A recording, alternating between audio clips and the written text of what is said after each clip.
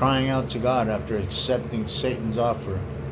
From a theological standpoint, if a person who has made a pact or accepted offers from a malevolent force generally cries out to God for help and forgiveness, the central belief in many Christian traditions is that God is a merciful and forgiving being. Mercy and forgiveness. The core Christian doctrine of grace holds that no sin is so great that it cannot be forgiven through sincere repentance. The act of crying out to God is seen as a sign of this repentance and a turning away from the path of evil.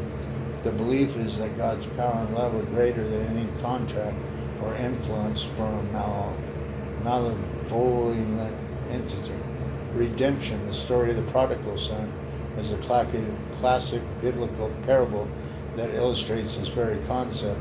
The son squanders his inheritance and falls into ruin, but when he returns to his father in humility, he is welcomed back with open arms.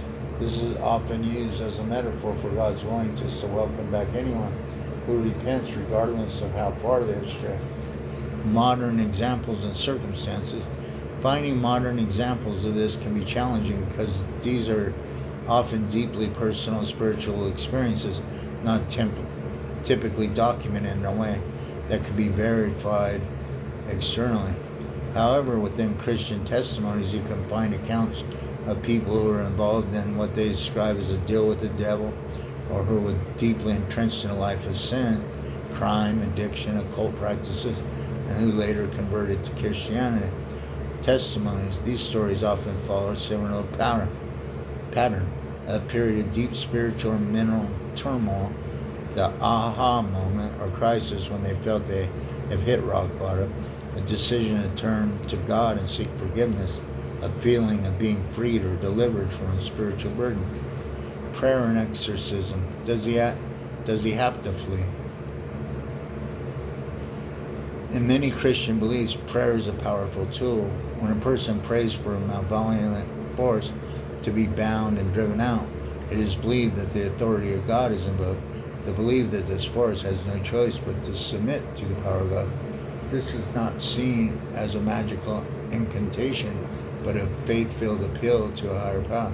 Exorcism are rituals performed by a religious authority, a priest, pastor, to expel evil spirits from a person or place. The effectiveness of exorcism is a matter of faith and belief. Within the traditions that preaches them, they are seen as a necessary and powerful tool, especially in cases where they believe to be genuine demonic possession. The process often involves prayer, scripture reading, and invoking the name of God or Jesus to command the spirit to leave. Demons and their work in your life. Demons in these belief systems are often described as spiritual entities that assist the main malevolent force. Their influence is generally seen as more insidious and subtle than outright possession.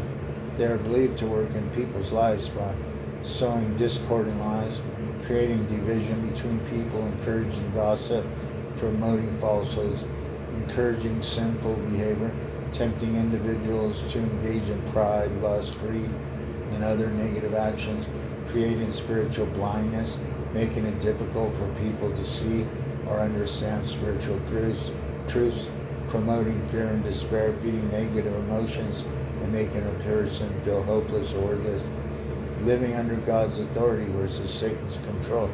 This is the core of the spiritual conflict.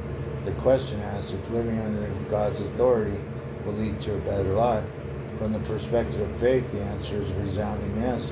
However, a better life is not necessarily defined as one free from all problems or suffering.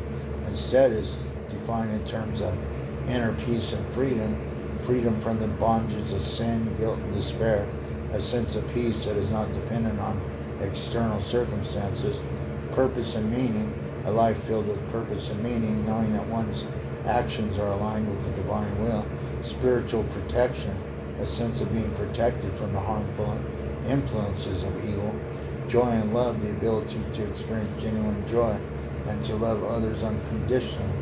How to do that? Live under God's authority. This is the practical side of the faith, the path to living under God's authority involves repentance, acknowledging one's sins and having a sincere desire to turn away from them.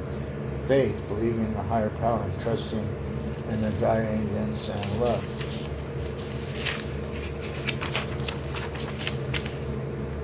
Spiritual discipline, practices such as prayer, meditation, reading sacred texts, and fasting to strengthen one's relationship with the divine.